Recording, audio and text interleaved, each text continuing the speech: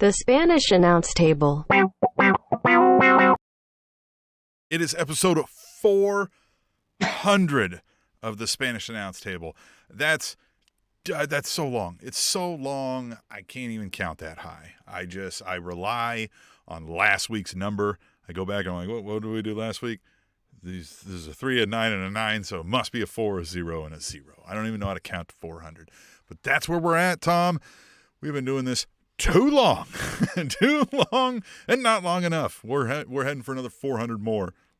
Mm-hmm. And if you're not watching live, you didn't see the face I made when I said that, which reminds me to tell you that you should watch us live. We do this Wednesday, maybe Thursday nights, depending on the week. Chiefs play tomorrow, so we're doing this Wednesday night. And it's YouTube, Twitch, Twitter, or you can just watch directly at SpanishAnnounceTable.net. And while you're there at SpanishAnnounceTable.net, there's a PayPal donate link. Our Cash App is Spanish Announce Table, by the way. Just set that up, so do that. Hey, right? Help us out. Yeah. And we'll talk about wrestling, and you'll be our wrestling friends like Theo in the YouTube chat there already. Join us live, chat with us, chat with the other folks in the chats, YouTube, Twitch, Twitter. And let's have some fun, man. Dynamite was a blast. We've got some interesting WWE, NXT developments to talk about, and I'm just excited about wrestling. What about you? Yeah, so let's talk about it. So this was AEW Dynamite, the go-home show before the Grand Slam show, because the Grand Slam show is being treated almost like an old school WCW Clash of Champions. That's what it makes me feel like. Remember back in the day when they would do like 1 or 2 title matches on TBS at like Saturday night at 7:00, and it was usually, Ric Flair versus Lex Luger for the championship, and then Sting versus Rick Rude or something like that. It feels like that when they do these special events. And so Grand Slam at the Arthur Ashe Stadium next week. If you remember the first ever Arthur Ashe Stadium show, it was the 1-hour draw between Kenny Omega and Bryan Danielson. Instant classic. Next week, we'll talk about what Bryan Danielson will be doing at that show. But for tonight, we kicked off with the semifinal between good old Jon Moxley and Sami Guevara. And so this one, great way to start off the show, right? If you're going to say, hey, make sure you're not missing a second, you start off with a Jon Moxley match, because you never know what's going to happen. Could be ultra violent, could have some story ramifications, and that's what we got. So Sami Guevara versus Jon Moxley, opening up AEW Dynamite. Tim, what'd you think about this opening contest? Hell of a way to start it, right? Let's just get right into it. Let's get some fighting. Let's get some stakes are on the line, right? Not stakes, but there's stakes to this, right? Love the English language. And this was, I think, exactly what we would expect between Sami Guevara and Jon Moxley, right? I like the energy of Jon Moxley coming out to start the show, too.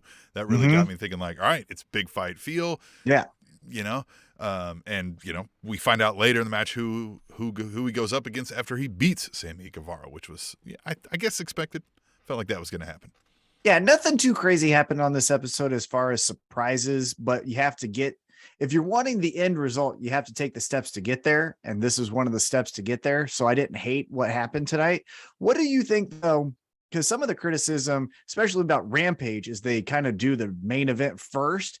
And, this was one of the semifinals. The other one was Chris Jericho and Danielson, which did end up being the main event for Dynamite. But what do you think about when AEW does this, where it's right off the gates, we're doing the big match that you've been waiting for? Do you like that? Do you hate it? Do you want it to be in the middle, the end? I think I do like it. So I think I've fully come around to 2022.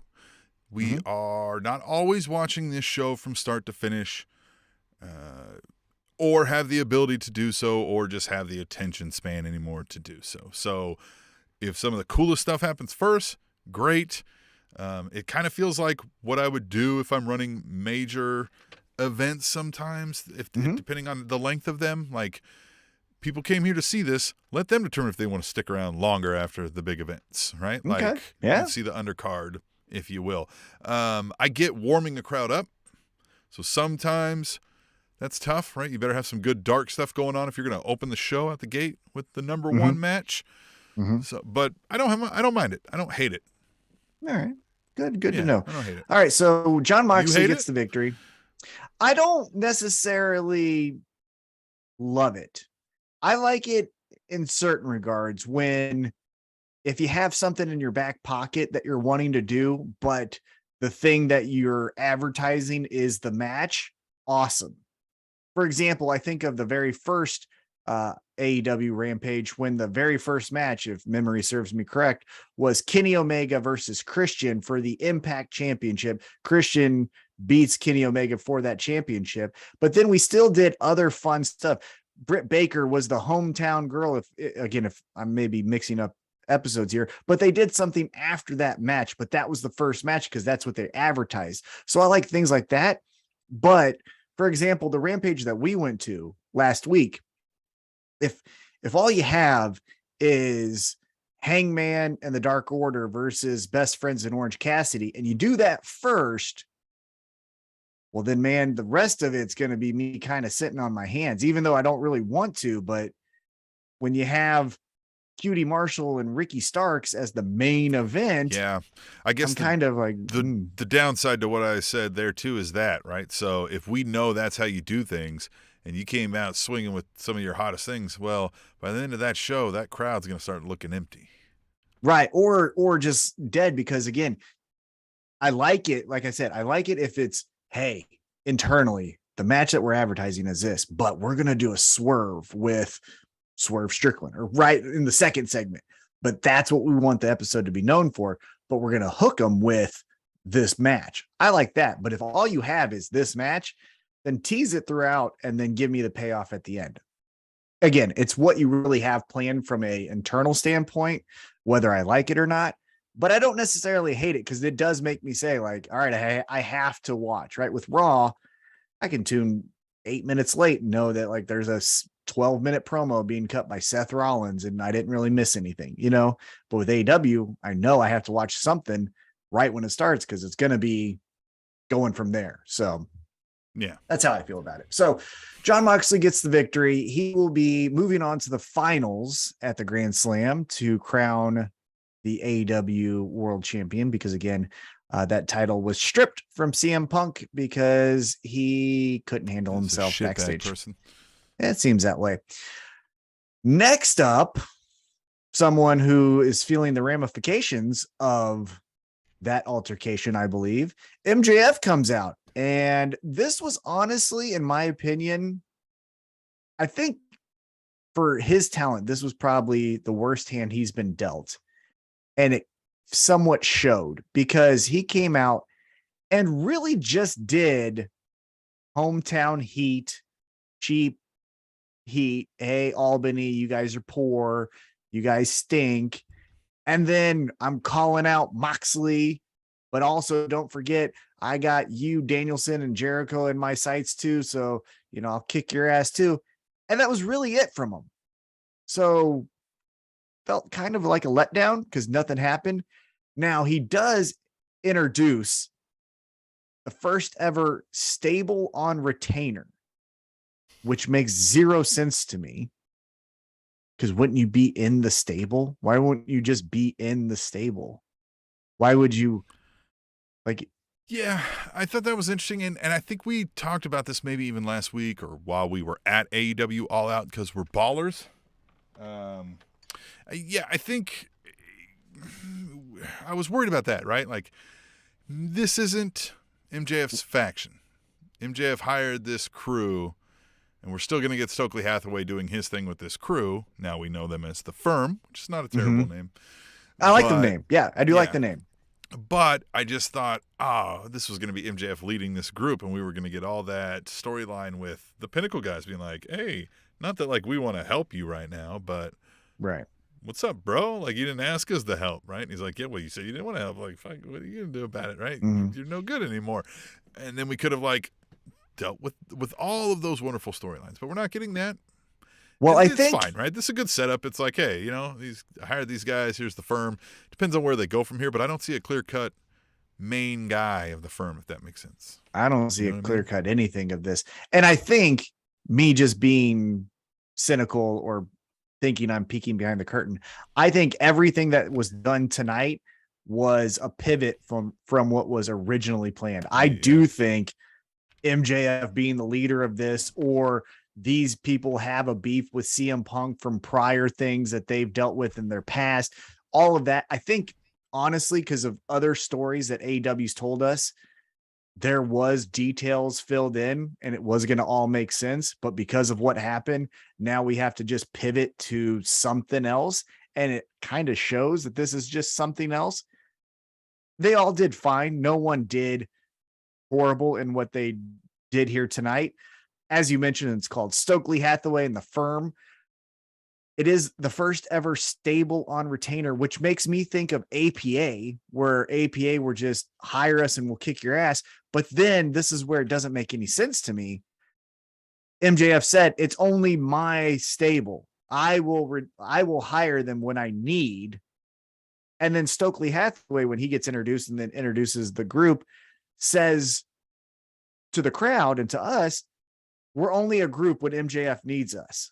So then MJF is your leader, and it's just like, I don't understand the stable on retainer thing. Here's what I would have done too, is I would have just made them the Firm, and they're going to do their thing, right? Stokely Hathaway's going to get over on people, and we don't even need a clear-cut leader, right? It can just be kind of Heenan family-esque, right? Where they're the Firm, they all work for Stokely Hathaway, and he'll help them get over where need be.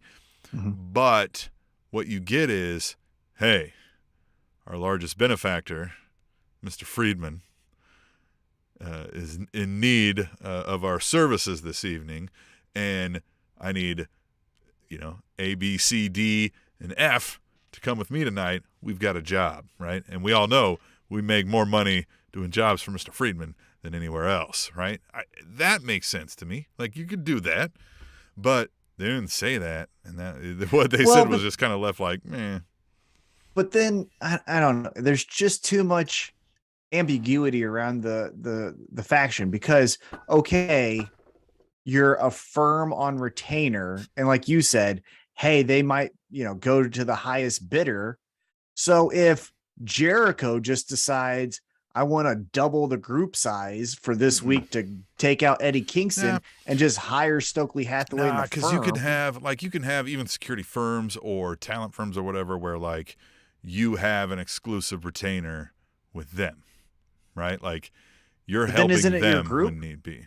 Right, but like, no, I mean, like I could have private security that I don't walk around with all the time, but if I'm like, hey, shit, tonight the thing's going down, I'm calling up Boris, right? And he's bringing over all of these guys that don't speak any English tonight, and they're gonna take care of me also tonight. Like, if we're going with that analogy, if I have an exclusive retainer, right? What if I pay him more? Well, I mean, then that's where you get some storylines to come in. But that's what I'm saying. So then the line of we only do that could be MJF. it, right? Somebody could overpay MJF after a while, right? Like we're 3 times into this, and he's like, "Come on out," hands them the cash, and they're like, "Thanks, Stunner," or whatever it is, right? And take a bigger wad of cash from the other guy. Yeah, but then again, I just wish he would have said, "This is my group. This is my group." But while I'm focused on the world championship, they're going to do their own stuff, because there's just too much weird. I didn't like it. Just going to be straight up with you. I didn't like anything of what they said. Now, what they kind of gave as mission statements, didn't hate.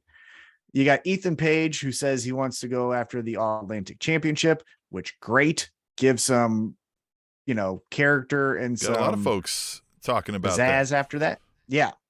The Guns, they're fine. I get it. They don't want to be under their dad anymore. If we really know why, it's because their dad's more over with the Acclaim than them. So that makes sense. Lee Moriarty, I thought, was great. But Tim, again, this is where I don't understand. Nothing makes sense to me right now, because it's ADD booking. And I hate that, because I like to defend Tony Khan as much as possible, because I do feel like when he does tell stories, they are very good. But this is case in point of what the fuck is what the fuck, because Ethan Page wants to go after an AEW championship. Wait, hold on. What the fuck is what the fuck? Exactly. I got to write that down. That might be an episode title. Ethan Page wants to go after an AEW championship. Okay. The Guns want to go after the AEW championships. Okay. But then Lee's like, I want to go after this ROH Pure title. Wait a minute. That's a different company. What? And I get it. We're all owned by isn't. Tony Khan. Right I get now that we're all owned by it's Tony a different Khan. division right now, as far as I'm concerned. But this is the thing where if you're trying to tell a casual fan, hey, come watch AEW with me, and they say cool, and they watch this promo, and then at the very end they said, hey, they said that Lee guy is going to go after an ROH thing. What's that? Okay, so ROH is a different promote. Like, so I even what? am okay if you say AEW without saying non-WWE, right? If you want to say AEW, if you came out and branded yourself as this, if you're Tony Khan, we are the supreme main stage for the independent wrestling scene, right? Like we are the gathering spot. We are the Burning Man, if you will, for the indie wrestling, right? So then we can see, an ROH championship defended on one of our pay-per-views, or we can see a GCW or whatever, right? Because we're the biggest showcase, so we give them this. But again, they're not saying that, right? There's just this ROH. It's like another company, and like I said, so as far as I'm concerned, it's just another division in my mind. Because that's all it is right now. There isn't a separate ROH. ROH is a different division within AEW, is all it's amounting to right now, and it's one that I don't really care about. Well, but then, your motives just doesn't make sense to me. Why would you want to go to leave the show? I want to go for this title, and then thus leave this show when we get a different TV on probably, the Pop TV network that won't be right. Whatever it is, the YouTube exclusive. And again, I'm fine with that. I'm totally fine with ROH being its own entity and AEW being its own entity. And then when there is a time to do a Survivor Series type pay-per-view where it's ROH versus AEW, 100% all into it, right? Not to act like the two worlds don't exist. What I don't understand is if we're saying AEW is number one, right? We all say AEW is number one because when they say John Moxley was a champion or CM Punk, that's the world heavyweight champion. So then why would you go for a secondary title and a secondary promotion? Like, that it makes no fucking sense. Yeah. I mean, maybe making more money than you're making now, though. So, I mean, that's the motive there, right? Like, all right, I think this guy's a chump. I'm going to take his little, you could even throw shade at it. I'm going to take his little secondary title and take his money. But it just doesn't make sense. It's just I think too much. There's ways to improve the things they're doing, right? And it's just too much. Yeah. With AEW and Ring of Honor, it's too much incest. It's too much. We got this going, but then here's this, and then here is another thing. But then on top of that, too much incest, right? Not the sweet spot, not the perfect amount of incest. Right. Too much incest. Too much. Right. Yeah. Everybody knows when it's too much. Yeah, one title. You know when you see incest. it, right? It's like porn, right? I can't explain it, but you know when you see it, it's too much incest. 4 titles, though. Get the hell out of here. That's too much for me. And then Morrissey says, the biggest cop out I thought of all of it is he just says he'll do whatever he wants to do, which, bro, you got Wardlow right there. He kicked your ass once. Let's just say I'm running it back with that big bitch over there because I bet he can't do it twice. Because what's Wardlow doing? Not dick. I don't know. And just dressed like he was. I don't even he was working on his car before he came in. I don't know. The presentation of him is a lot to be desired. Enzo really got a lot of personality out of that guy, didn't he? I think he has a lot of personality. I think what they're doing, though, is paint by numbers. You're tall, so be menacing. Do whatever you want. I'm so tired of because you know who also does that in AEW? Satnam Singh and Wardlow and every other one who's like Jake Hager. It's like, dude, be something more than just big, tall guy. Like, I just don't get it, man. This episode, honestly, Keith Lee's a good example of what you're asking for, though, right? Like, I mean, he's a big guy who has some swagger, doesn't just do the I'm menacing, right? You can have multiple personality types to a big man. And right now he has direction. I am an AEW champion, tag team champion, and I am here to defend these championships because I think with Swerve Strickland, we are the best tag team in the world. I got it. But when you just say, I'm going to do whatever I want, why? Anyhow, I'll move off of it. Let's go into another wet fart of a match here. We get Jay Lethal taking on Jungle Boy. Yeah. Man, and this crowd was there. They want to be there. Like They were wanted hyped. something here. Yeah, they wanted something here. Jungle Boy, so over.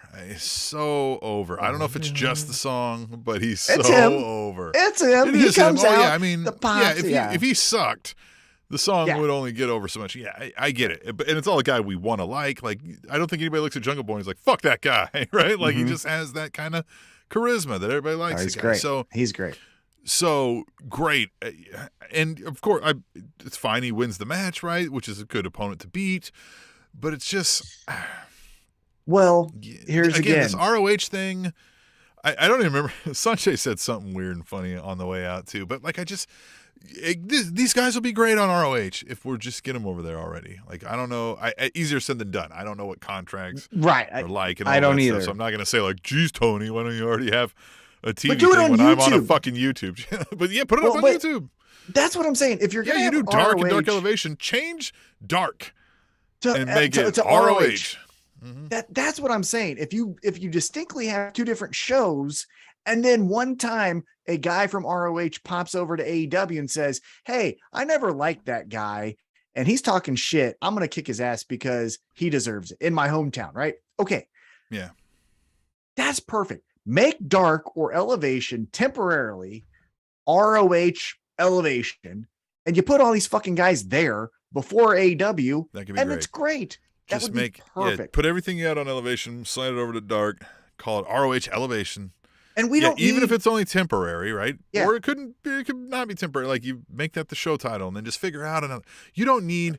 Listen, I know dark and I know dark elevation, but like, you don't need the two of them. you don't. Now, listen, I'm sure your view counts and whatever say otherwise. So fine, if you're gonna have two shows, do that. But like, you could put ROH there. You could, yes, 1,000,000%. In the interim, you could even say that. You could say, while we launch ROH and find its voice, we will show you the stars of tomorrow. Claudio is your champion. All these people, right? Just do that as a show, and then I can understand it. Here's the other thing, though, that makes just a wet fart of an episode, because this was Green Bay in reverse. AEW was Green Bay, and the crowd was into it. They wanted something cool, crazy, fun to happen, and they really didn't get it, if I'm being honest with you. They got a very paint by numbers, which, as I mentioned at the start, sometimes to get to the end, you got to take the steps to get there. I don't necessarily hate what they did tonight, but for the standard that they've set, they did not reach that bar. Here's why. Perfect example. Match number 2.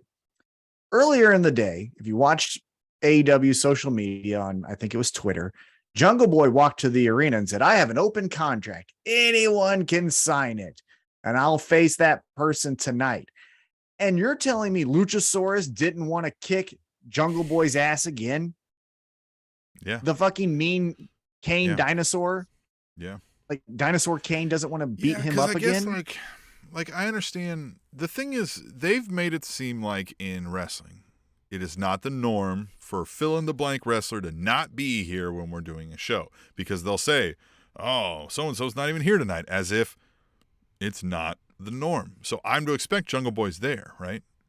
Mm-hmm. Is the way I feel about it. So, yeah, like you're saying, why didn't Jungle Boy take this? No, Luchasaurus. Yeah. Or, excuse me, Luchasaurus, right, yeah. Yeah. It just... Yeah, I don't know. Especially, it makes sense if he's not in the building, right? And somebody else took it, but that's why I brought up, like, I'm to expect he's in the building, because that's the default, right? They're there, right, for the show. And that's the other thing too. Is so Jungle Boy gets the victory here. Of course, Jay Lethal loses again. Not his fault, but that's the role he's in. And what we get is just Jungle Boy doing the "Hey, there's my fans over there." Like, no Luchasaurus. We did a 3-minute match or whatever it was. They don't even really reference it much. Nothing. They don't talk about Nothing. They don't highlight to it. He's not kind of pissed off. I mean, he was a little bit at the end where he was like, "Christian, I'm going to break you." Yeah, but when he shows up, he's all like, "Smell my dick," right? Like, he's all proud and enjoying the love, soaking it all in. And so what? I was just wet fart of an episode so far, but then we pick it up. We get some Wet fart fun is probably here. a better episode name than Too Much Incest. I was really batting around. if I should call it too much Oh, incest. we still might come up with it later. Yeah, don't sell yourself right now. short. Wet fart is 1A. Yeah. All right. But then we get some fun. And if it was only just for a moment in time, we got a brief moment of fun. We got Luigi Primo, and he's about to cut a promo with this pizza pie. And we're about to hear from him. Alex Marvez puts the microphone in front of him, and then wow, Ethan Page. He says, what the hell with these goofy assholes around here? They all are stupid. That's what's wrong with wrestling. Before he could even finish his sentence, Dan Hausen. And Dan Hausen comes out. And I liked what Ethan Page said here, where he says, if I'm going to take out the king of AEW, I might as well start with the gesture. And Dan Hausen's like, great. Oh, that's me. Yeah, he's like, yeah, so, we'll take him out. yeah. Oh, wait. So then Friday on Rampage, you're going to get Ethan Page versus Dan Hausen, breaking kayfabe for just a quick moment, looking behind the fourth wall. Dan Hausen, Ethan Page are really close friends. So you know it's going to be a really fun match. You know it's going to be entertaining. They're going to sell you for each other more than probably anyone else on the roster. So I expect a lot of fun from that matchup. But I did like that Luigi Primo was just there and then never mentioned again. We didn't get a status update. Did he go to the hospital? Was he there because he was getting a match? Nothing. Just a kick to the face, pizza pie in the dick, and you're out of there. And so that was the segment. After that, Luigi Primo also opening up a pizza place actually here in the Kansas City metro area. So I'm excited. Yeah, he wrestles here in Kansas City. So if you ever swing by Kansas City and want to see some good independent pro wrestling, he will be at that show most likely. What's great about checking out your local independent wrestling scene, right? As our shout out Justin Summers says, right? Yeah, I'm at wrestling and you can too, right? Isn't that or that's what, yeah, something like that. Yeah.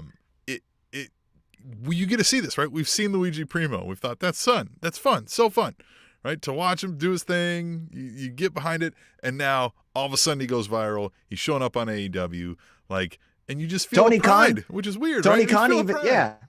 Tony Khan even said, "I like pizza" when he came out on TV. That was his tweet. I like pizza, so he's getting over with the boss. So it's great. Who doesn't love pizza? Who doesn't love pizza? If you don't like pizza, I understand if you don't love it, right? If you're saying top 5 foods, it's not in there. Okay. But if you don't like pizza, I don't trust you. Yeah, if you're like, I won't eat pizza. It's like, yeah, I get some people are on a diet, but no, shut up. There's still if you don't like pizza, as Theo says here in the chat, that's a wet fart while wearing white boxers. Mm-hmm.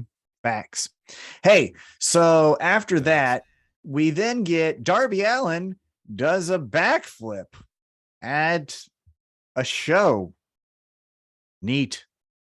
And then Matt Hardy, in a pre-recorded taped interview, watched what we watched, I guess, and said, "Great job, Darby." And then challenges him for a match at Rampage. All I'm going to say is this. We have so much talent in AEW, some of which is suspended. So now we have opportunities for more people to get TV time. Probably the top 4 of 6 TV time wrestlers are suspended. Young Bucks, Kenny Omega, CM Punk.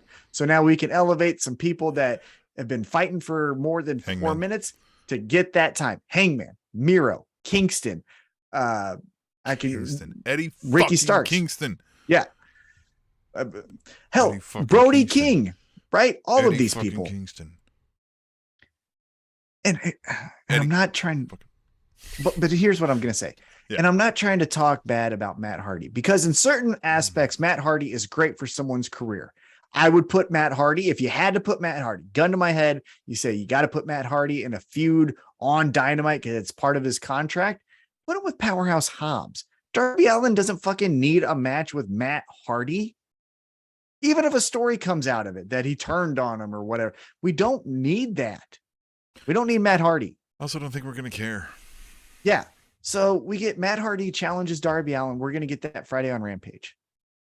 Then we get a squash match on a 2-hour television show. Powerhouse Hobbs takes on forgettable white guy, and he just spine busters him. And that's the match. Cool. Then Powerhouse Hobbs says, "Ricky Starks, I was with you for 21 months. You were great. But guess what? It took me 4 minutes to beat you. You're probably not that great. And then one of the weirder segments in AEW history, Ricky Starks just walks down, no music, no. Why did he have, bro? You work for the company. You could have easily walked down the fucking ramp. Yeah, especially when one person already comes from the crowd area. It's kind of a weird. Well, and you didn't shock him. You didn't surprise him. It wasn't like you ran in while he was cutting the promo and looking at people, and then you beat him up from behind. He legitimately just watched you walk down. And then you just punched him a couple times, and that's it. What was this episode, man? I don't know. I don't know what that thing was with Ricky Starks. I mean, and again, crowd behind him. Crowd wanted to, popping for this guy, going nuts. And here he is looking like the old school Rock with guns out, right? Leather, chest hanging all out, right? 12-pack or whatever. I lost count. All of them. You know what I mean? Dreamy, right? He's coming down being dreamy. Crowds behind him. And it's a wet fart. You know, it's a wet fart. I want to shout out the chat here again. Theo says, put the title on Miro, handsome Miro. And I want to bring up also along those lines, we've got to tweet the table, which reminds me to tell you, follow us on Twitter at Table Show. Use hashtag tweet the table. We'll read them right here on the show like this one. At Devil Vamp says, can we ask why Miro is not in the tournament to be AEW champion? Hashtag tweet the table. I think that was to protect Miro, because I think they weren't like, hey, we're putting the title on Miro yet, so we don't want him to lose. And Miro could go, you know, I was on this fight with God, the Aleister Black thing or Malachi Black thing. Might have thrown a monkey wrench in that as well. And so, let's peek behind the curtain, because I like pro wrestling, and then it dumbass Twitter algorithm thinks I want to see dirt sheets. I see it because it says you would like this thing. I have seen that this has been brought to the Smarks attention and the attention to detail dummies, is that currently the Young Bucks, Kenny Omega, and CM Punk are suspended, as mentioned. And for all promotional material, they are not on any posters. They've been replaced with Tony Storm and MJF and some of those posters for New York shows and like that, right? But you know who's still on those posters after those edits? Aleister Black. So let's not all jump to Dave Meltzer says the gospel and he fucking knows everything, because again, he's been wrong so many times. And you know how many times he's printed a retraction? Fucking zero. Yeah. So that's all I'm going to say. Yeah. But so maybe he's not like, so maybe they're protecting Miro in that regard. Right. However, man, but still I won't hate a title run on Miro. I'm telling you, I'd like I wouldn't either, but you could have still put him in there and had Brody King cost him the match. And then we get a Brody King Miro blood feud. Yeah. While Sami Guevara was in this tournament. Yeah. Why? Like why? Yeah. I don't know. But anyhow, so where were we? Now let's get back to in-ring action. We get the AEW World Tag Team Championship match. It is Swerve in Our Glory versus the Lucha Bros. And this was really fun. I will say this. Very fun. Like you said, the crowd wanted some fun. This is what it was. And it was really great. Swerve in Our Glory retains, as we kind of predicted. Post-match, Max Caster comes out, doesn't rap, just goes straight to the heart with some insults.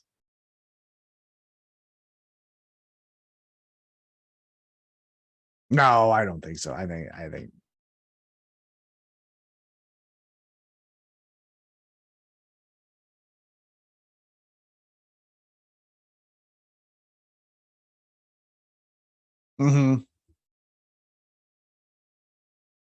yeah. Something like that. Yeah. But what I liked is it wasn't a rap. It wasn't a yo, it was just a straight promo. It was, hey, do something different for me. And that's what he did. Right. It was just, I did really like a lot the line of, hey, Swerve, why don't you roll Keith Lee to New York next week? It's, God damn. Yeah, I don't know what that is. What is that? Josh and Drake or whatever?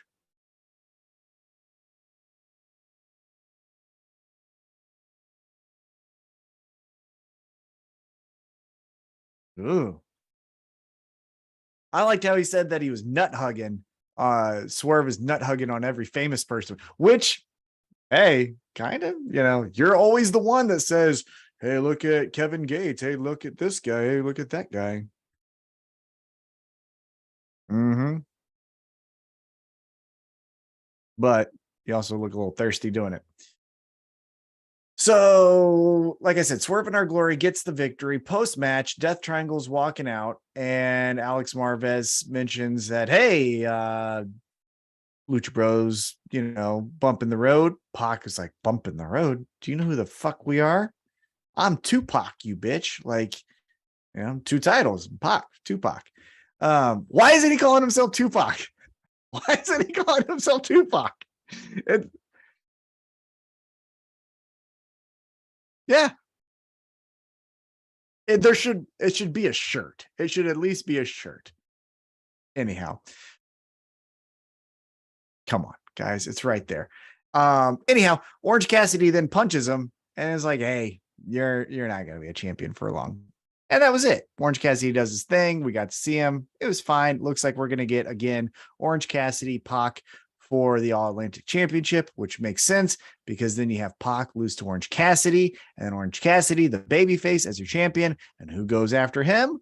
The heel that we introduced earlier, Ethan Page. And then you do Ethan Page and Orange Cassidy. Look at there. I just did that for you, Tony.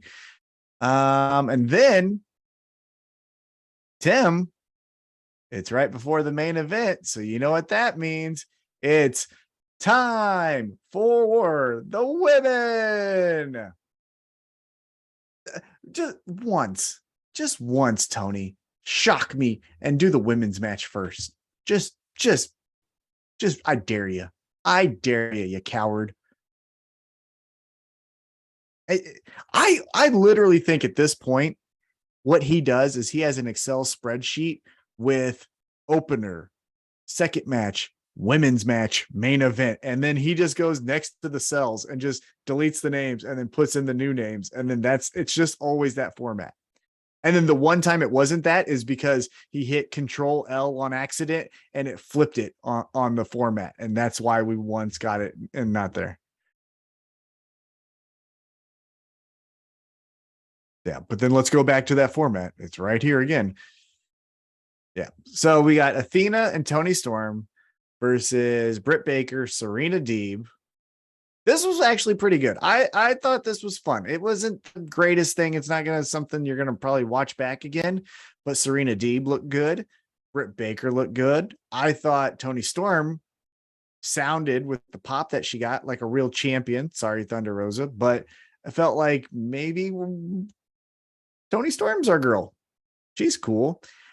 And the match happens. You get a chair shot to, I think it was Toni Storm. Serena Deeb gets the pin, which was interesting. And then Britt Baker, Reba, and Serena Deeb are beating up Athena and Toni Storm, which then brings out Jamie Hayter. And you think for a second, oh, Jamie Hayter, she's pissed at Britt Baker. She's going to side with the good girls. Nope, psych. She's still a hater. She hits Toni Storm, but then yells at Britt Baker, you dumbass. Like, you're a bitch. And Britt Baker the entire time is, hey, I said I'm sorry. I said I'm sorry. And she's like, nah. You fucked up, and walks off. What did you think of this tag team match?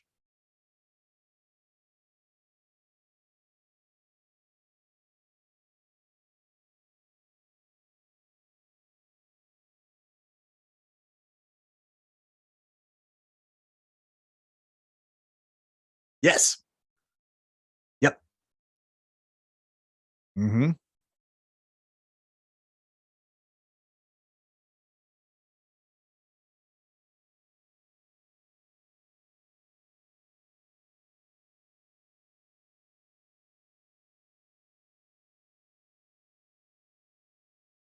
Yeah.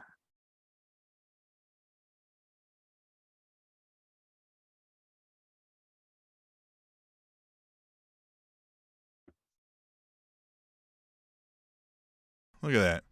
Can't hear me. Let me try that again. Now I think we can go. We're talking about Katie the First Lady in the chat. Katie the First Lady, one of the longest standing fans of the Table Nation, says, happy 400th. Send the love always. MJF will be the champion next week. Mark my words. I will not hate that. Katie, the First Lady, I hope your prediction is the most truest prediction you've ever made on the show, and you've made some good ones. Mm-hmm. You've called some stuff.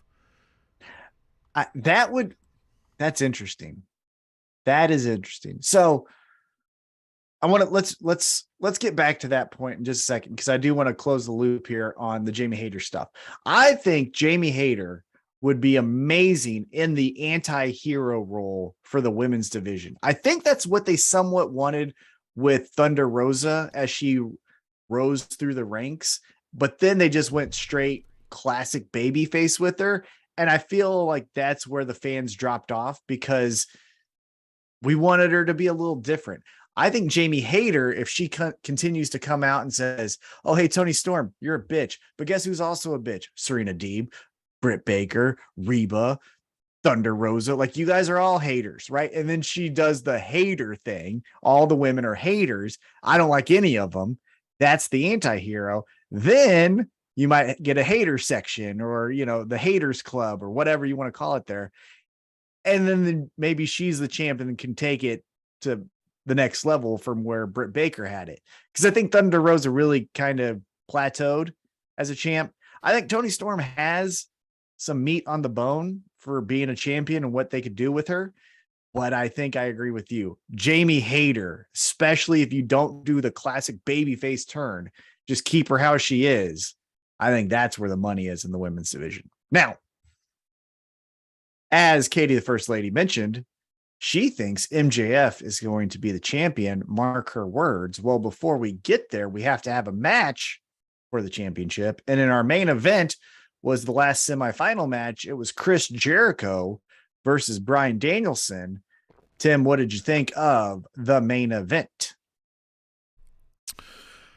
I felt like we got a continuation of what we saw at All Out, right? They hit the ground and they rarely got up, and a lot of wrestling. Well, I thought the sell of the foot injury was great. I thought that was legit. Yes, that was, I think, the one thing that stuck out, right? So they told a different story, at least in that regard. Mm-hmm. And then thus, again, it made it more believable that now he's wrenching on the foot and he's trying to do all the things. Yeah, I agree. I thought it was good, and I just, the outcome is interesting, right? Now we've got this Blackpool Combat Club showdown. And if you think about it, Danielson really didn't get his moment to celebrate. He wins the match. He's not even on his feet. Well, one, because his ankle hurts, he's selling the ankle, but Moxley just immediately walks out. I was like, hey, me and you. And I felt like, yeah, man, you guys hang out backstage. You could have done that there. It felt like a little bit of one-upsmanship by Jon Moxley, where he's like, hey, you won, but let's not forget who won at the start of this show. It's me. And next week when we fight, it's going to be me again. So, Tim, Grand Slam is next week. Got some matches already made. Let's run through them really quick. I'm going off the top of my head, so I might miss some of them, but the ones that I remember here. So we have the tag team match for the AEW World Tag Team Championships. The Acclaimed versus Swerve in Our Glory 2. Tim, let's do a way too early prediction. Who you got in the tag team championship match? The Acclaimed is going over in this match, right? Like all this, right. Come on. I don't know. The thunderous boos that will happen if the Acclaimed do not win this. So that's the only reason you might go against it, but it's got to be the Acclaimed. Everyone loves the Acclaimed. Well, you mentioned Max Caster said, cut my music. Oh, you can't break up the Acclaimed right now. Huh? With Scissor Me Daddy Ass? There was a new shirt. So that was that one. I think that one's, oddly enough, less easy to wear in public than the Scissor Me Daddy Ass. I don't know how they managed to do that. They took the word ass out, but made it more vaguely sexual and made it worse. You dug yourself a bigger hole into that. Yeah. You thought you were making this more palpable for the public at large. Nope. Nope. Not at all. Not. Because if nobody read it, they're not going to read, oh, Scissor Me Daddy, which might not be the greatest anyway. They're going to read it, ooh, Scissor Me Daddy, which is even worse. And it's just, I got to get both shirts now. And you know who should definitely double down and wear it? Of course, the Acclaim. But I think you well, maybe me as well. But as just a wear the next tip time of the you're cap. sparring. Oh yeah, for sure. And what are they going to do to me? But I think as a tip of the cap, I think Effie should wear it. Wouldn't that be great if Effie wore it? Yes. Effie needs to wear it. Somebody get this to Effie. Wear the Scissor Me Daddy shirt. Now, I don't know if they have heat. I don't know anything but I just think a nice synergy between Effie's energy and what the Acclaimed is doing by just kind of doing that together. I think that would be great. Scissoring the synergy together. I think that would be awesome. Okay. Next up for us. The synergy together. That should be it. See, there you go. So next up is probably the match. I'm not going to lie to you, Tim, because I never do unless I have to. But the match that I'm honestly looking forward to the most, and I don't care what their new name is, I'm still calling them this. It is 2.0 in a tag team match versus Hook and Action Bronson. Something tells me this is going to be so fun. Hook. We got some words out of Hook, too. In the promo here. I think he said, watch your ass or whatever the fuck he said, basically. But Action Bronson did most of the... Yeah, he said, be ready. But Action Bronson did most of the talking. And Action Bronson, man, I'm ready to see this. He looks like if you met him on the streets, he'd be ready to throw down. And so let's see this. Sweep you off your feet like Ryu in the corner. Let's go, Action Bronson. That's what I'm talking about. I can't wait for that. That's going to be so much fun. And 2.0 can just do this with their eyes closed. Just listen to them, and this is going to be awesome, right? They're going to get all the heat. They're the best. They're Both the these best. guys. The Angelo using the switchblade comb all the time. It's good stuff. Daddy Magic, just everything he does. The guy shits gold nuggets, man. That guy is great. Side note, I've mentioned it before, but I will say it for this week, especially with this current conversation. Go check out Hey EW, RJ City's sit-down talk show, where he had 2.0 on as guest. It's worth your time. About 10 minutes. It's I'm really watch funny. that right now. We're gonna pause this live stream. Yeah, it's really funny. I'll send you the link. Okay, next up we have the 4-way for the AEW Women's Championship match. We have Serena Deeb, Britt Baker, Toni Storm, and Athena. What do you think happens here? We're getting another hater party? Nah, I get a gut feeling that yes, maybe maybe we get some more storyline advancement for Hater, and Toni Storm is still your champion. Okay. Well, man, I like I mean? that. They move forward with that, and then Hater and Baker get to explore this, mega powers explode kind of thing. You think outside chance, what if you're on DraftKings and you had to lay down some money now that sports betting is legal in Kansas, even though pro wrestling isn't a sport? What are the chances that you see Thunder Rosa making her return somehow post-match, during match, something like that? I forgot she's a thing. Thunder Rosa. Her music's awesome. I mean, she's awesome too, but she's just not a good baby face. Maybe that's it, right? Hater's about to do something to win. Or is Hater in this? She's not in this, right? Hater's not in the match. Nope, just a 4-way. Hater's there. She's acting like she's there on the side of Britt Baker. Mm-hmm. And she's going to do something to help Britt Baker. Thunder Rosa comes out, puts the kibosh on it, but it somehow bumps into Britt Baker, you know what I mean? So Britt Baker can kind of blame Hater, thus not getting real heat on Hater, right? It wasn't Hater's fault. Everybody still loves Hater. But now it's Thunder 1 for Rosa 1. Helped. Right. Yeah, and now it's 1 for 1. Jamie Hayter doesn't like Britt Baker for what she did. Well, Britt Baker doesn't like Jamie Hayter for what she did. Now they're not like one's apologizing, the other one has to accept or deny. But then I think that. Where you go with that then is like Thunder Rosa's like, like the next day, the next show on Dynamite when they're like, Toni Storm, congratulations on your win. And Thunder Rosa's over there like, yeah. And she's like, congratulations. I'm glad I was there to help you and make sure you won that. Mm-hmm. You know what I mean? Like, I'm glad I could have your back. She's like, bitch, what? Right? Mm-hmm. Like, that's where you go with that. That's a fun story. All right. And then for your All Atlantic Championship match, you have Tupac taking on Orange Cassidy. Tupac is right there. Orange Cassidy has to win this. This is how we get a belt on Orange Cassidy for a little bit. Like you said, we do this Ethan Page story, which is going to be tremendous. Mm-hmm. And yeah, as good as Pac is, right? I mean, 2-pack is fun for that little, phrase and statement, but like he's got the trios thing going on. And just, like I can't envision that we're doing like, we've got 2 Pac spots on the show now. Like, we don't need that either, right? Like he's not at that level. So let's get this belt on Orange Cassidy. Yeah, and I think building up the trios champions to a level where you feel like who else is there, and then you bring back Kenny and the Young Bucks. There it is. Yeah. Hey, real quick, I want to remind you that you can be a beer sponsor of the week. Our Cash App is Spanish Announce Table, right? Or you can go to SpanishAnnounceTable.net and use the PayPal link on there as well. And you can send us some money and just say, hey, go get some beer, right? If you have a specific kind of beer we should check out, we'll try our best to get that. And we'll put you over. We'll tell people all the great things. If you got something you want us to plug, just let us know. Like, it's very simple, right? Just get at us. Today's beer sponsor of the week is fucking nobody. Well, you know that because I'm drinking water. Had to buy this my goddamn self. So thanks for that, everyone. This is an easy way to remind you to use our Cash App and our PayPal donate link. Thanks. There it is. All right, and then for your main event, I'm assuming, who knows, again, because AEW could just go ass backwards and lead off the show with this.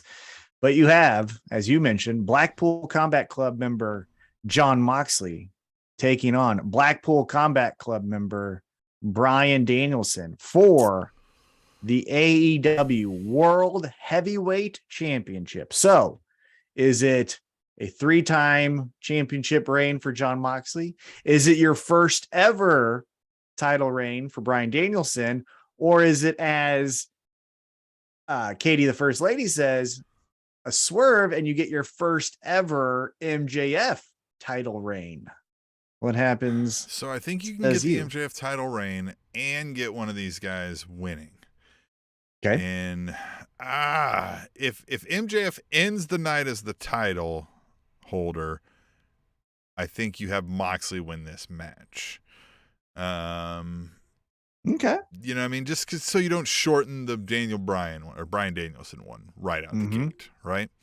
Right. If he's not, then maybe you go with Bryan Danielson. The thing is, MJF cut a promo on Jon Moxley earlier in the show, so it kind of feels like it's got to be Jon Moxley. Now, could MJF be going after Jon Moxley first? Right. And then the title second. Yeah, I think maybe that's the pivot. Is initially we had this fun story where MJF was going to tell us that he was the devil and all of this stuff. Well, CM Punk shit the bed on that. And so maybe we still say, hey, there's a lot of fun stuff to tell in this story. We can make it fit with Jon Moxley instead of CM Punk. So let's have MJF and Jon Moxley try something there. And then Bryan Danielson can be your champion. He can say, I'm holding it down for Blackpool Combat Club. You could easily throw him in because he still comes out of the heel entrance, right? Have him say, hey, Hangman, you bitch. You gave me a shot for your championship. Now I'm giving you a shot. Come out here. And then you allude to what CM Punk did, but then actually Hangman comes out and goes, oh yeah, I'll come out for a real champion. And then you have him do that match. See, that's the shit you do there. And then you do that match, fucking have him take on Lance Archer. I mean, you could run back the same exact storylines you did with Hangman, but you get what I'm saying. You can stall with Bryan Danielson as your champion because he's believable and everyone likes him so far. I don't hate that. I like all of it. Hire Tom. I think what we're going to do is Danielson as champion. I'm calling an audible in my head right now. I think Danielson as champion, but then MJF holds the briefcase or whatever, almost does a WWE thing because it's him wanting to go to WWE, does the Money in the Bank Austin Theory thing where he's like, you forget about this, I'm coming for you. And that's how we end the episode. I could see that. Yeah, and I don't hate that either because we haven't got that, right? We haven't got MJF, Bryan Danielson. We've gotten Moxley, MJF a little bit here, right? And so it would be new to me, right? Now, the thing is, the way the MJF thing is working right now, he's got to win it when he goes for it, right? So Mhm. do you lead Bryan Danielson to the slaughter right away, or do you still long play I think, this? well, breaking kayfabe, I think Bryan Danielson is more than willing to lose to anyone. Let's not forget he Yeah, lost absolutely. to Daniel Garcia. You know, it was shenanigans a little bit, but he also lost to him legit in a 2 out of 3 falls match. So I don't think Danielson losing to anyone is going to be something like Danielson's going to say no. I don't think anything like that. From a storyline perspective, I don't know how we do it. And then again, the elephant in the room is CM Punk. Oh, well, yeah, CM Punk. What, Well, you and know, the thing is, something has to come out of this match with Moxley and Danielson, right?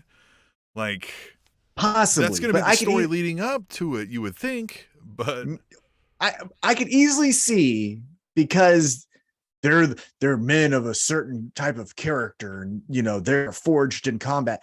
I could easily just seeing them after the match shaking hands. Hey, just like they did when they initially formed Blackpool Combat Yeah. Club. William Regal made him shake Yeah. hands. I could see William Regal making him do it again. MJF is not waiting. He is winning out the gate, says Devil Vamp in the YouTube chat. Join us live. Ooh, while you we're think doing this the show. starts off the show and MJF is your champ? So here's something that we didn't discuss.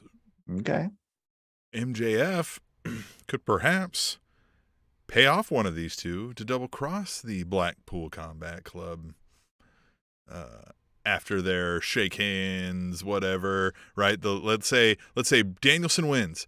Moxie's like shaking hands, like good job, nut punch, curb stomp or whatever, right? Like fucking shove his face up his ass and put the boost to him, and then right? MJF comes out, hands him a fucking wad of cash, goes and does his cash in. Or vice versa, right? Danielson or does no, it to just Moxley. yeah, or this it's over. Then you have Stokely Hathaway bring out his goons. Here comes the Firm. They take out both of them. Yep. Now we get Firm versus Blackpool Combat Club. There it is. Firm versus Blackpool Combat Club. And then MJF is your champ. Ha ha ha. What are you going to do about me? And then you don't can have do time Claudio with those smaller matters, right? Yeah. And then you could do Claudio versus Morrissey. You could do Ethan Page versus Danielson. You could do Moxley versus Lee. You could even do Yuta versus Yuta and Claudio versus the Ass Boys. I mean, you can do all the type of fun with that. Have Daniel Garcia join, do Yuta and Daniel Garcia versus the Ass Boys, Firm, Blackpool Combat Club. There it is. I would love a several week program between the Ass Boys and Yuta and Garcia.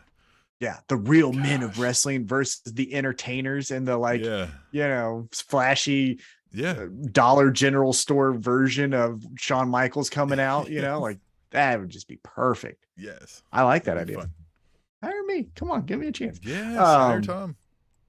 I do think though, for as much of a dud as this episode was, and let's all be honest, it didn't hit high marks.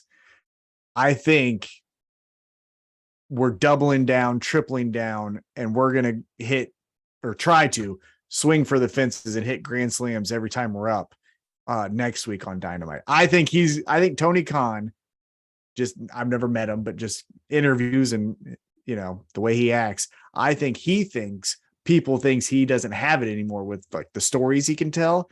And this is when. So we won't be getting a wet fart next week. I don't think we're getting a wet fart.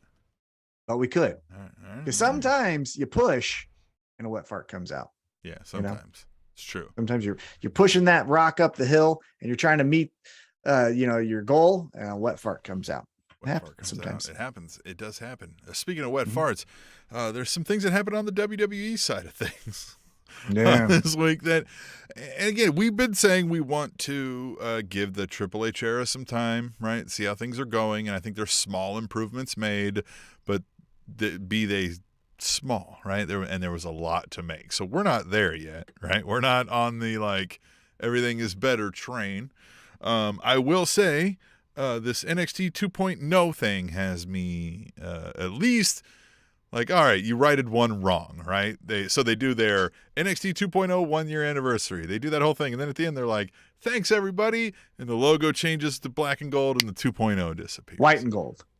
Yeah, it's white and gold. Right, it is white and gold. So, right?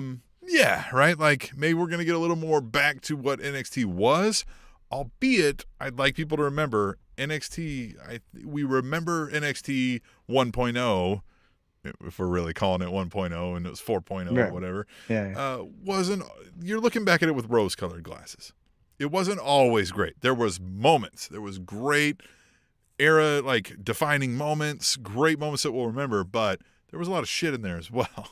Well, this is what I will always say, and I'm starting to see it now with the weekly programming. And I don't necessarily hate it. I don't think everything all the time needs to be 10 out of 10s. Case in point, tonight's AEW episode. I thought it was really good. I liked it, but I'd probably never rewatch it. You get what I'm saying?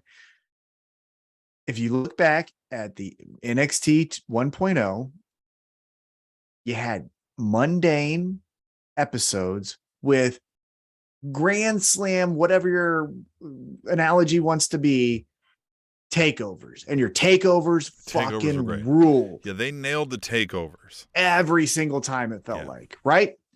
Start to look now. Okay, so the first 2 weeks of the Triple H era was this guy's back and this guy's back and all that. Now we've kind of plateaued that, right? And now the last 2 weeks have been kind of mundane. I think, though, whatever that next pay-per-view is, I don't know what it is. Let's call it Insurrection. I don't know. That is going to be amazing. It's going to be great. I think the pay-per-views are always going to be great, and the weekly episodes are going to be fine. That's been the WWE mantra for a long time, too. Remember, we've said this all the time, right? Like, shows suck, and you might get an A-. But I don't think the shows are going to... is what they call them now. PLEs. Yeah, I don't think they're going to suck. Like, Monday Night Raw's episode I watched, it didn't suck, but I didn't leave going, I got to know what Dexter did at Mrs. Episode or Mrs. House. 3 hours long. Yeah. It's I agree. Hard to watch. Now, Theo says, Tim, I want to see Brock Lesnar use Rey Mysterio like a club and beat Roman Reigns up. I mean, that might happen. Well, you know what's going to happen, though, Tim. You know what we're all building up towards, because I don't know when their next pay-per-view is, but I can read a calendar, and you know what's going to happen. Halloween falls on a Monday. So you know who's coming back on Halloween, right? Yeah. Bray Wyatt. So that's what we're leading up to. We're going to be... The Fiend, yeah. Yeah, so do we get the think Fiend, or do we get some kind of like new wrinkle to that character? I think it's a new wrinkle. I think his ego is going to say, I can always make a new version of this. And it's going to be something to where it has shades of past, but something new. Honestly, that might be best, because they did kind of fuck it up at the end, you know? Mm-hmm. Oh, yeah. Pretty weird. That we also got going on, we've got Dom getting dommed out by Rhea Ripley, right? He turned on Daddy Ray. And this, guys and girls, I don't understand. Okay. So for a time period in WWE and pro wrestling world, men hit women. Fucked him, right? She said she made him. Well, we'll get to that part in a second. But this is what I want to bring up, which is the most frustrating part. Is there was a moment in time in pro wrestling where men hit women, right? That was the payoff. Stephanie McMahon would get a rock bottom from The Rock. You know, Lita would get a stunner from Stone Cold, all the stuff. And that was the payoff. That bitch deserved it, all that, right? Then we became sophisticated adults and realized that's fucking dumb. Now there's a subculture. Well, there's a subculture of pro wrestling that thinks intergender wrestling is still a good thing. We do a podcast. We won't talk about that part of it right right fighting now. in their underwear, Tom. We didn't grow up. Well, you get what I'm saying. Sophisticated. Well, hold on, follow me here. So then, but then I'm ruining the gimmick. God damn it! So then we made it into a norm that men don't fight women, right? Men don't fight women in today's WWE. We don't do that. So then, what the fuck is Rhea Ripley always taking out, even before he turned, Dominic Mysterio and Rey Mysterio and Edge? There's no, like, no one's going to take her out. Yeah. Unless you introduce some female. So I would use it in that regard, right? I would use it where she'd be like, oh, what are you going to do? You going to hit me? You going to hit me? Right? Because she's not afraid of getting hit because she's tough, right? But she's like, what are you going to fucking do? Like I'm lost in the uncanny valley there, right? When she's not doing that.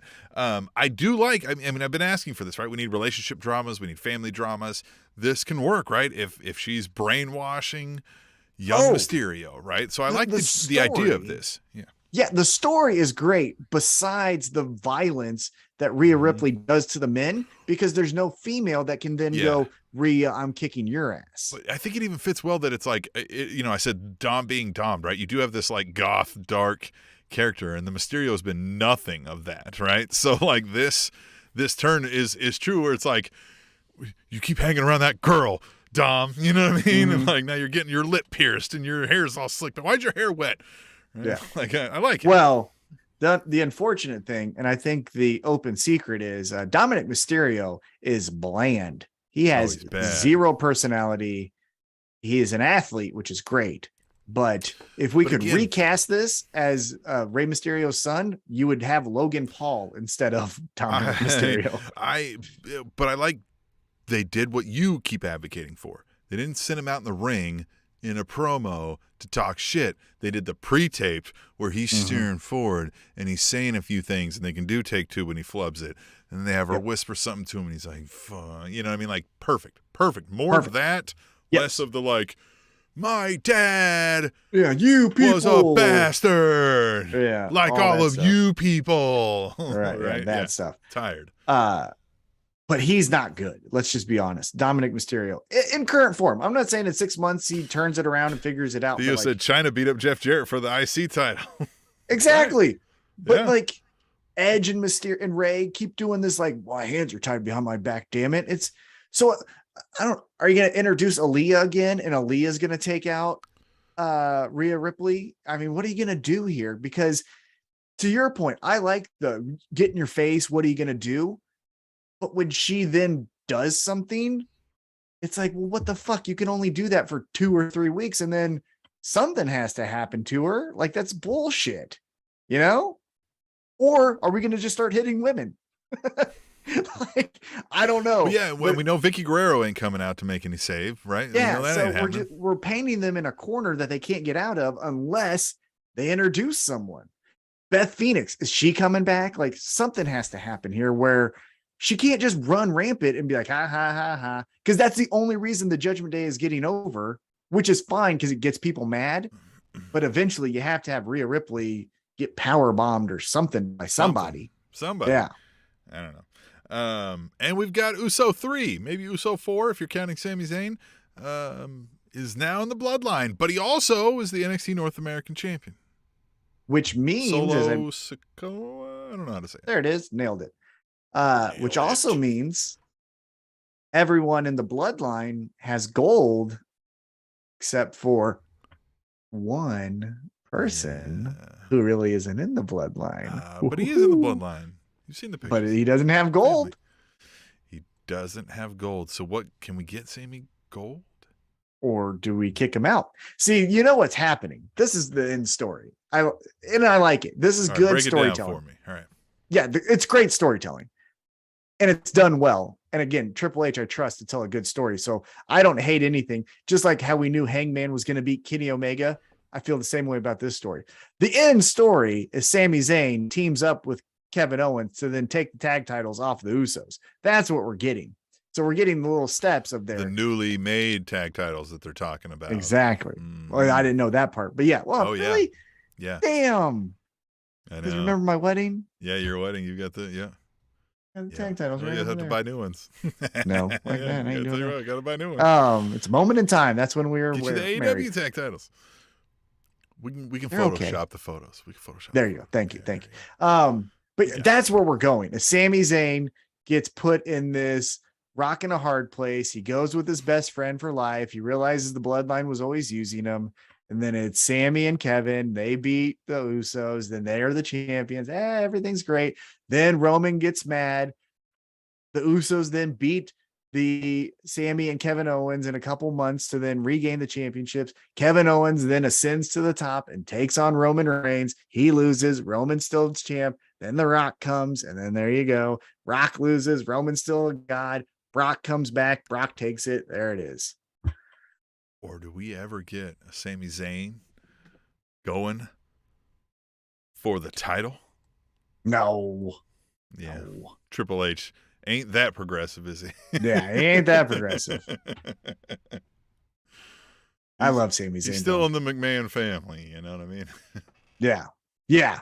Oh yeah. There's still McMahon is still the biggest shareholder. Let's not forget that. Okay. He's not dead. Yeah, because I wonder if he could still threaten that, be like, oh, really? Because I could just sell it all right now to like Elon Musk. And they're like, Turner. No, hold on. Wouldn't that be the most? Listen, Mike Lindell's been asking about buying this. Oh, Jesus Christ. Look at the My Pillow presents WWE. That's the titles as his pillows. Yeah. Pillow fights. Pillow fights. Yeah, that's WWE you know when fights. it gets over. Pillow fights. Yeah. Yeah, I think Sami Zayn's great. I think that's where we're going. But I do like the Sikoa thing. I do like that now it seems, but again, very similar to the Ring of Honor AEW thing. Why didn't Sikoa go after the Intercontinental Championship? Why would you go after the NXT Championship? You know what I'm saying? Yeah, I thought you were not on NXT now. This is where incest. We're not making incest. Too much incest. It's not making it's sense not the because sweet then spot of incest. yeah, Perfect. this is the hierarchy, and you're going down here. Yeah, You're not a bottom. You're a amount of top. incest. Yeah, you're incest. Not the socially acceptable amount. It's too much. Yeah, you got a synergy, the scissoring of the incest. Yeah, scissor the synergy. Scissor the synergy, and then it makes sense. Yes. Yes. Ooh, I like that. Synergy. This what was it now? Synergy. Scissor the synergy. Scissor the synergy. Tom, in your next work meeting, and all of you listening or watching live right now, in your next work meeting, find a way to work in scissor the synergy, right? So you mentioned like we've got this thing over here, we've got production over here, we've got development, we've got sales over here, right? And we're gonna scissor the synergy. Synergy. If you do that, you've got a friend who like watches wrestling and watches this show, right? You're gonna pop that guy. I know that. I know that. You're gonna pop at least one person in the meeting. Scissor the synergy. Scissor the synergy to make it make sense. I think that's it for this episode. It's episode 400. Well, look how far we've came. Mm-hmm. Look how far we've 400 episodes, and here we are trying to get scissor synergy into a work meeting where we're employed. This is the best. I love this. I love this podcast. I love all of you. So make sure to tell your friends